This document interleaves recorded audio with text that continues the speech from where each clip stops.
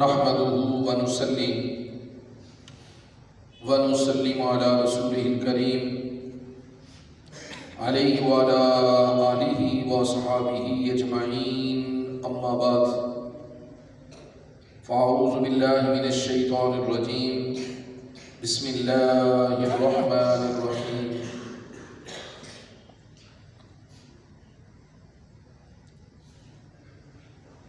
ولا تستوي الحسنة ولا السيئة ادفع بالتي هي أحسن فإذا الذي بينك وبينه عداوة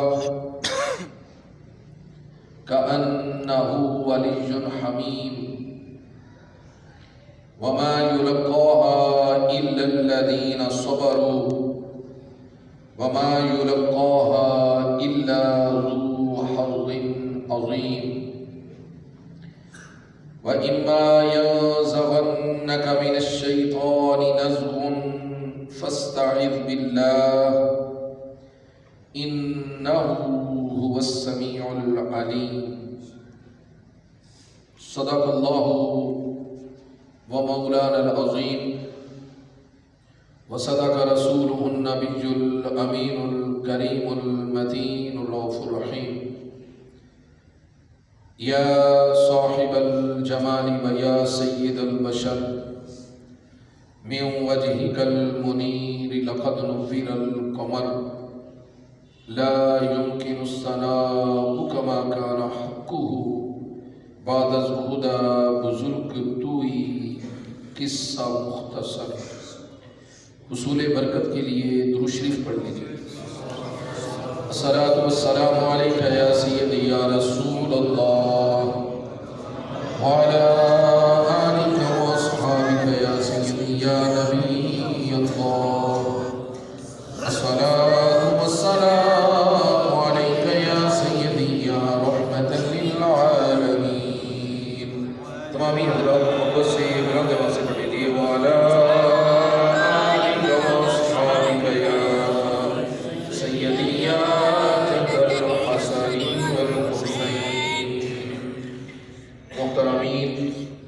محتشمین، سامعین و حاضرین، عزیزان گرامی قدر،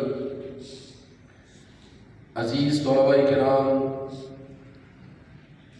اور آج کی اس بزم سعید کے سب سے پروقار اور حصول برکات کا ذریعہ بننے والے سفید ریش بزرگ حضرات، انتظامیہ مرکزی جامعہ مسجد غوثیہ لاسانیہ محلہ غوثیہ آباد، اور پس پردہ میری آواز کو سننے والی اور ماہانہ درس قرآن میں تشریف لانے والی میری بہنیں بیٹیاں،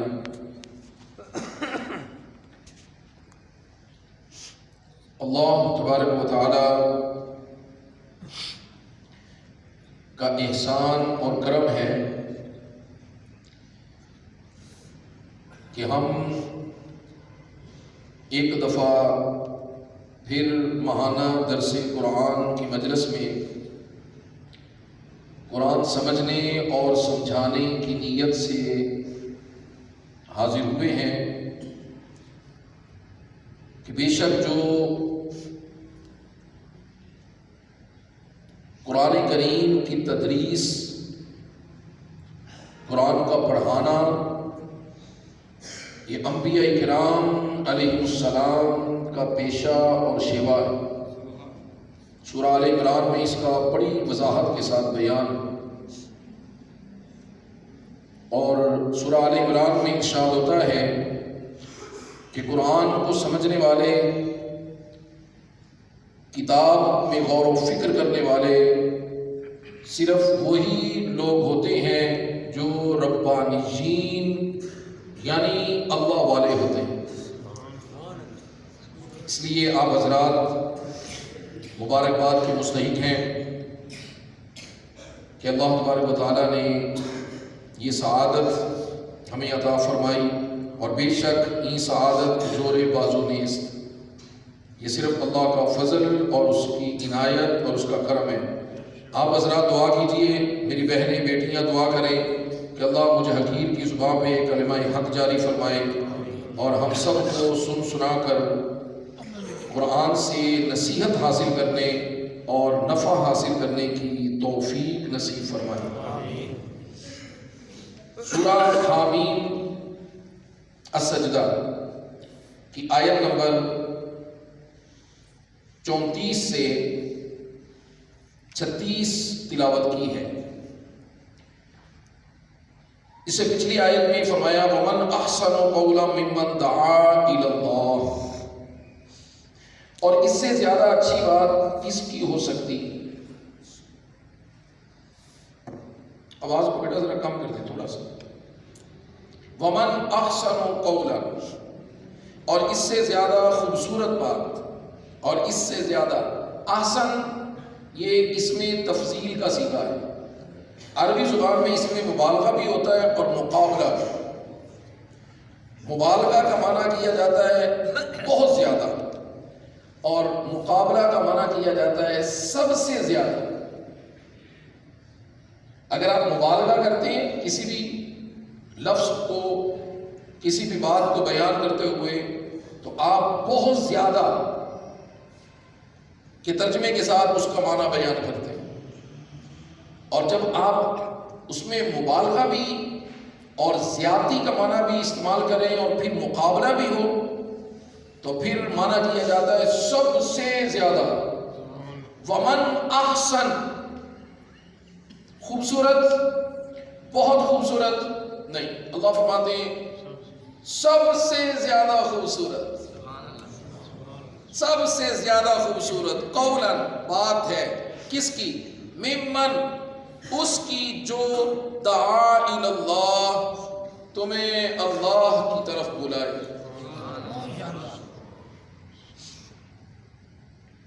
حضرت رابعہ بصری رحمہ اللہ، آپ سے کسی نے پوچھا، ملاقات ہوئی تو پوچھا اما حضور من این، آپ کہاں سے آئی؟ فرمایا من اللہ، اللہ کی طرف سے آئی۔ اور پھر اس نے کہا کہ الی این، اب کہاں کا ارادہ ہے، اب کدھر جا رہی؟ تو فرمایا الی اللہ، اللہ کی طرف جا رہی۔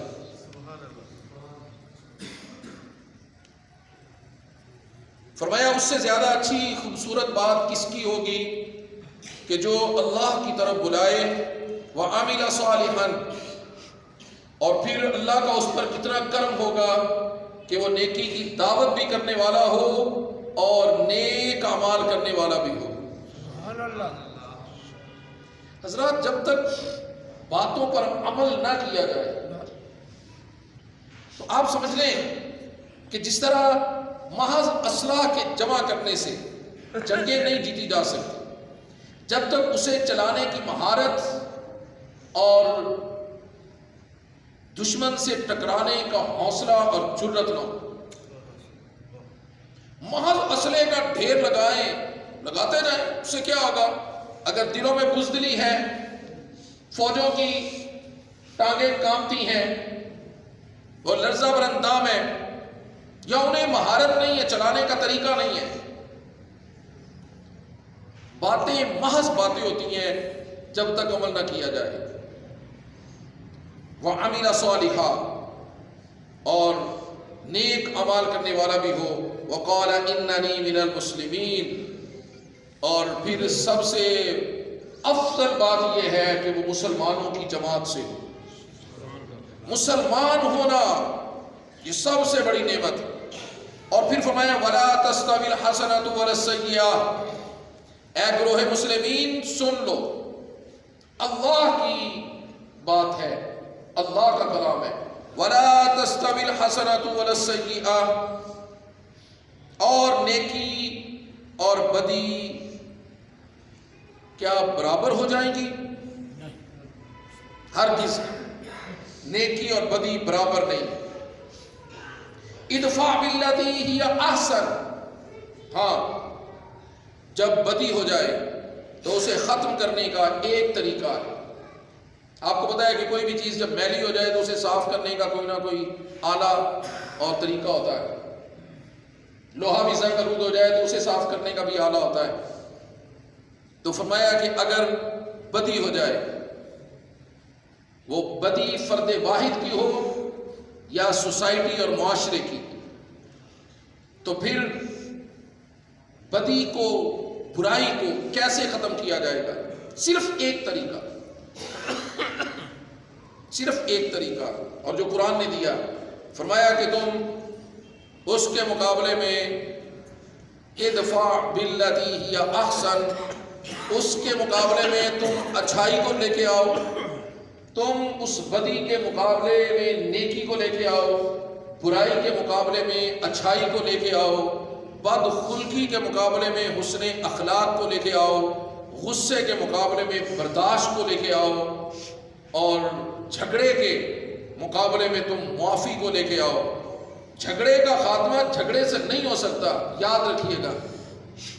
آقا علیہ الصلوۃ والسلام نے ارشاد فرمایا کہ اگر تم فتنے کو ختم کرنا چاہتے ہو تو کبھی نفس کا مقابلہ نفس کے ساتھ نہ کرو، اس لیے کہ جب نفس کا مقابلہ نفس کے ساتھ کیا جاتا ہے تو فتنہ بڑھتا ہے. اور شیطان یہ چاہتا ہے، نفس یہ چاہتا ہے کہ نفس کا مقابلہ نفس کے ساتھ کیا جائے. جس سوسائٹی اور معاشرے میں ہم رہتے ہیں، چونکہ میرا بیسکلی تعلق بچوں کے ساتھ رہتا ہے، ایک استاذ اور معلم ہونے کے ناطے، تو میں بچوں کے جو خیالات آپ تک پہنچاؤں. تو بچے کہتے ہیں جی کہ اب خاموش رہ کر سوسائٹی میں گزارا نہیں ہوگا، نفس کا مقابلہ جب تک نفس کے ساتھ نہ کیا جائے گا، جھگڑے کا جواب جب تک جھگڑے سے، بلکہ جو زیادہ سمجھدار لوگ ہیں، جو معاشرے پر حاوی نظر آتے ہیں، ان کا تخیل اور تصور یہ ہے کہ اینٹ کا جواب جب تک پتھر سے نہیں دو گے تمہاری کوئی نہیں سنے گا اور لوگ تمہیں جینے نہیں دیں گے. حضرات، یہ میری اور آپ کی مرضی ہے کہ ہم نے اپنی عقل پر، اپنے معاشرے اور سوسائٹی کی عقل پر انحصار کرنا ہے، یا ہم نے اللہ کے قرآن کے سامنے سرنگو ہونا. اپنے عقل کے گھوڑے ہم نے دوڑانے ہیں یا قرآن کے سامنے ہم نے سرنڈر ہونا ہے. اپنی عقلوں کو قرآن کے سامنے ڈھیر کرنا ہے. تو قرآن کہتا ہے ادفع باللتی ہی احسن، تم برائی کے مقابلے میں اچھائی کو لے کے آؤ تو تم دیکھو گے کہ تمہاری اچھائی کی وجہ سے برائی ختم ہو جائے گی. ادفع، وہ دفع ہو جائے گی، اس کا دفاع ہو جائے گا، برائی جڑ سے مٹ جائے گی، ختم ہو جائے گی، معدوم ہو جائے گی. وَإِنَّ الْحَسَنَاتِ يُذْهِبْنَ السَّيِّئَاتِ، اللہ فرماتے ہیں بے شک حسنات، اچھائیاں، خوبیاں، چونکہ ہم ایسے معاشرے میں رہتے ہیں کہ جہاں منفی پہلوؤں کو زیادہ پوٹ اپ کیا جاتا ہے، لوگوں کو کرٹیسائز زیادہ کیا جاتا ہے، منفی چیزیں زیادہ ابھاری جاتی ہیں، اور اچھائی پر لوگوں کو کم برانگیختہ کیا جاتا ہے. جس سوسائٹی میں ہم رہتے ہیں یہاں حوصلہ افزائی کم اور بدگمانی زیادہ ہوتی ہے، حوصلہ شکنی زیادہ ہوتی ہے. جس معاشرے میں میں اور آپ رہتے ہیں، لوگ ہر چیز کے منفی پہلو کی طرف زیادہ توجہ کرتے ہیں. تو منفی پہلوؤں کو زیادہ دیکھنا اور بدگمانی کرنا، اس سے کیا ہوتا ہے؟ اس سے معاشرے کا جو حسن ہے وہ ختم ہو جاتا ہے اور جو برائی ہے وہ بڑھتی ہے. لوگوں میں عدم برداشت بڑھتا ہے اور درگزر ختم ہوتا ہے. اور جب معاشرے میں درگزر ختم ہو، عدم برداشت ختم ہو، عدم برداشت بڑھے، تو پھر نتیجہ کیا ہوتا ہے؟ پھر دشمنیاں پروان چڑھتی ہیں، پھر گھر تباہ ہوتے ہیں، پھر تعلقات برباد ہوتے ہیں، پھر رشتے اجڑتے ہیں۔ اب اللہ تبارک و تعالیٰ قرآن مجید میں ارشاد فرماتا ہے ادفع باللتی ہی احسن، جب تم برائی کے مقابلے میں اچھائی کو لے کے آؤ گے۔ ہم تو کہتے ہیں نہیں جی ہمارے ساتھ جو اچھا کرے گا ہم اس کے ساتھ اچھا ہے، اور ہمارے ساتھ جو جیسا کرے گا ہم تو ایسا کا جواب تیسے سے دیں گے، ہم تو اینٹ کا جواب پتھر سے دیں گے، گالی کا جواب گالی سے ہوگا ہمارے ساتھ۔ بلکہ ہم کہتے ہیں جی ہم دل کے بہت صاف ہیں، جو بات ہوتی ہے ہم فوراً کر دیتے ہیں، اور ہم کچھ بھی اپنے اندر نہیں رکھتے، جو کچھ ہوتا ہے بس نکال دیتے۔ اس میں کیا کمال ہے؟ اس میں کیا خوبی ہے؟ آئیے اللہ کے قرآن سے پوچھئے کہ کمال کس میں ہے اور خوبی کس میں ہے۔ اللہ فرماتے ہیں جب تم اچھائی کا مقابلہ کرو گے برائی کے ساتھ، یعنی برائی کے مقابلے میں جب تم اچھائی کو لے کے آؤ گے تو فَإِذَا الَّذِي بَيْنَكَ وَبَيْنَهُ عَدَاوَةٌ، تمہارے اور تمہارے دشمن کے درمیان میں جو بہت بڑی عداوت ہوگی، دشمن ہوگی، دشمنی ہوگی، عداوت کہ ایک دوسرے کو دیکھتے نہیں بھاتے تھے، كَأَنَّهُ وَلِيٌّ حَمِيمٌ، وہ جگری دوستی میں بدل جائے گی، وَلِيٌّ حَمِيمٌ، پکی دوستی میں۔ ہمارے استاذ مکرم فرمایا کرتے تھے کہ بیٹا جس سوسائٹی میں، جس محلے اور جس معاشرے میں رہو اپنے دشمن نہ بڑھاؤ۔ اگر تم کامیاب ہونا چاہتے ہو تو اپنے دوستوں کی اور اپنے چاہنے والوں کی فہرست کو بڑا کرو، اور جو بندہ اپنے دشمن پیدا کرتا ہے اور وہ سمجھتا ہے کہ مینوں کسی کی کوئی پرواہ نہیں، سانوں کی فرق پیدا اسی تو ایسی دی تیسی پھیر دی تھی، جو بندہ اپنے دشمن پیدا کرتا ہے وہ کتنا بھی بڑا کیوں نہ ہو، وہ ایک دن اسی محلے اور اسی سوسائٹی کا سب سے چھوٹا شخص بن جاتا ہے۔ اس لیے تمہاری دوستیاں دشمنیوں میں نہ بدلیں۔ یہ کیا کمال ہے کہ ہمارے رویے ایسے ہوں کہ ہمارے اپنے بیگانے ہو جائیں۔ اب سنیے کمال کیا ہے، وَمَا يُلَقَّاهَا إِلَّا الَّذِينَ صَبَرُوا، اور فرمایا کہ یہ تمہارا دشمن ہے لیکن وہ تمہارا گہرا دوست بن جائے تو یہ کیسے ہو سکتا ہے؟ فرمایا اس کا صرف ایک طریقہ ہے کہ تم صبر کرو۔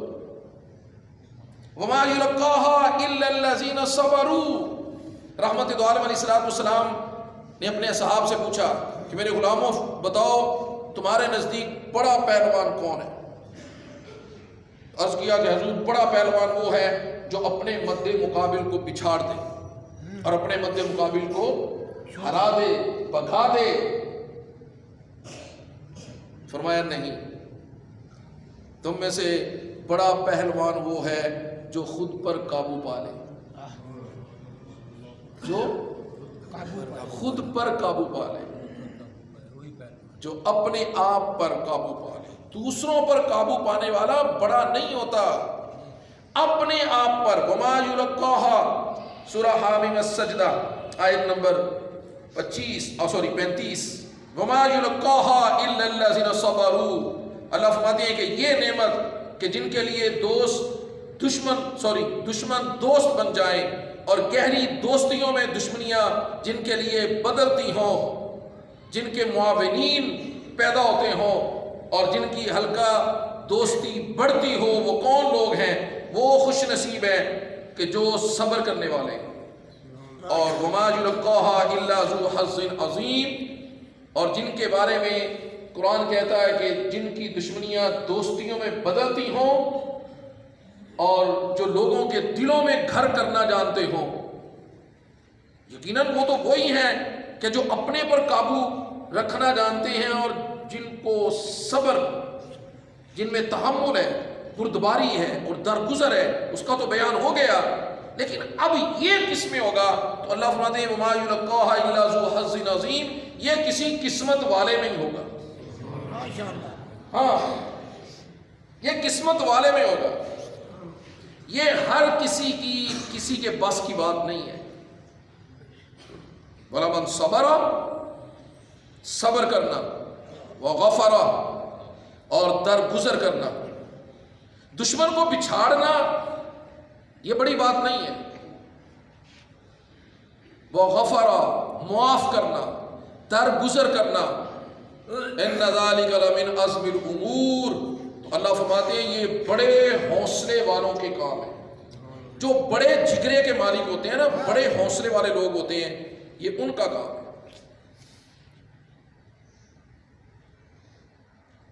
اب جب قرآن نے ہمیں کہہ دیا کہ نیکی اور بدی برابر نہیں ہے، تو پھر نیکی اور بدی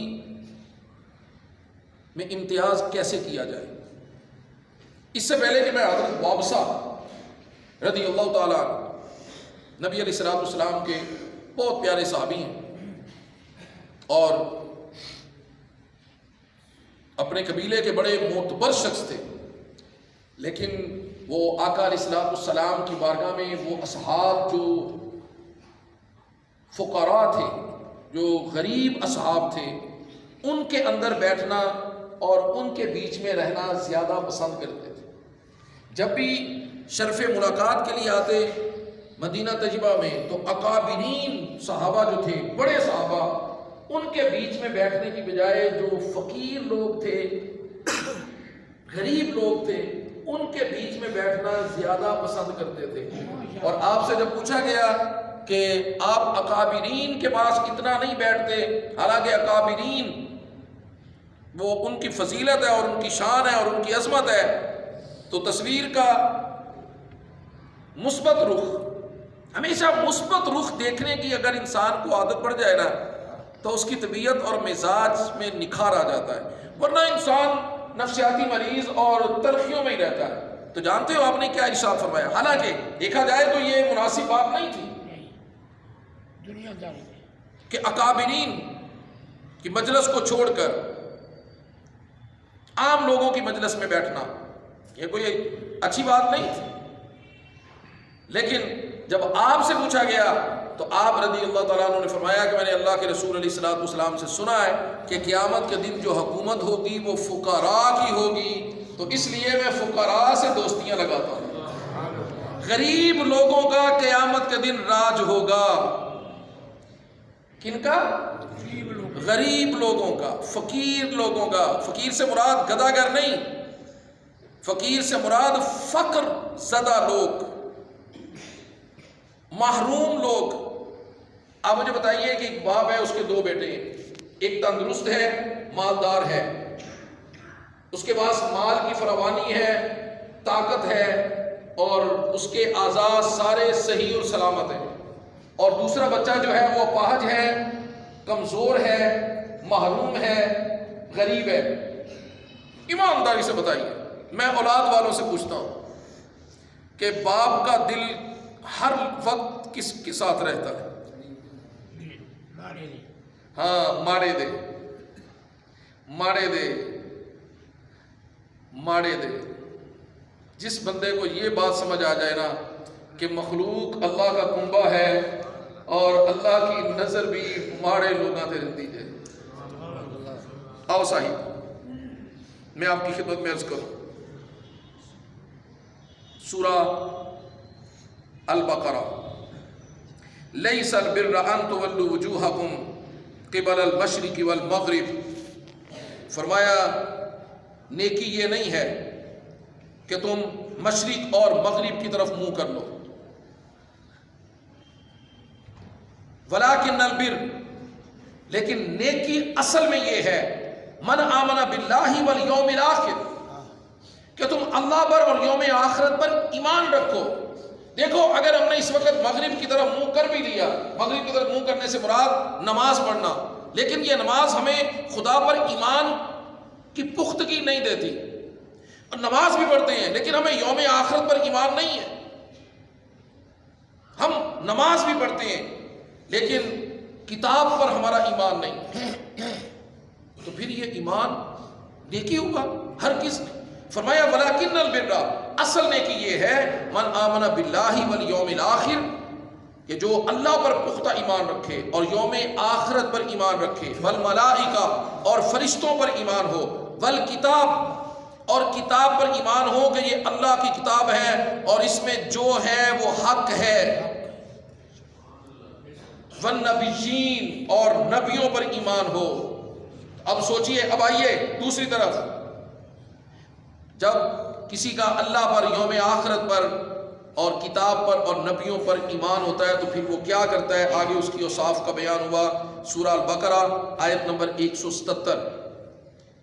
یہ نیکی کا پورا ایک سبجیکٹ بیان ہوا۔ میں نے اور آپ نے بھی اپنے ارد گرد نیکی کا ایک دائرہ کھینچا ہوا ہے۔ ہم جب نیک ہونا چاہتے ہیں تو کیا کرتے ہیں؟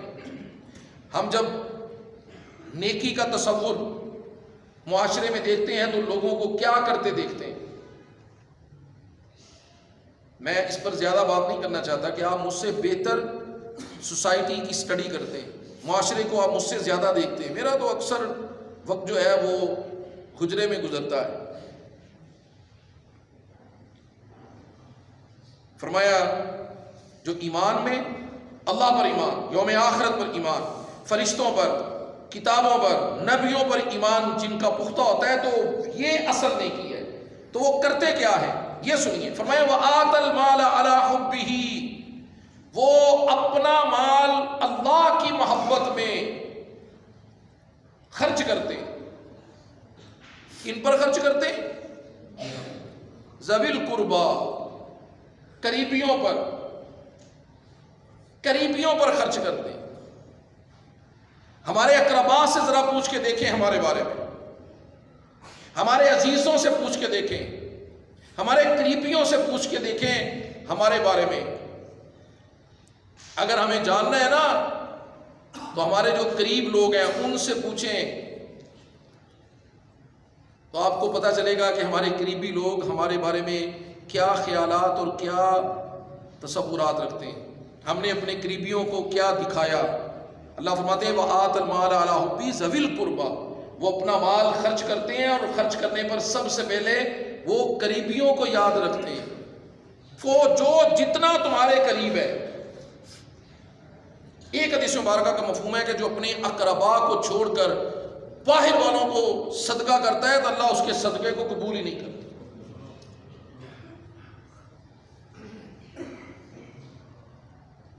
وَالْيَتَامَىٰ، اور وہ یتیموں پر خرچ کرتے۔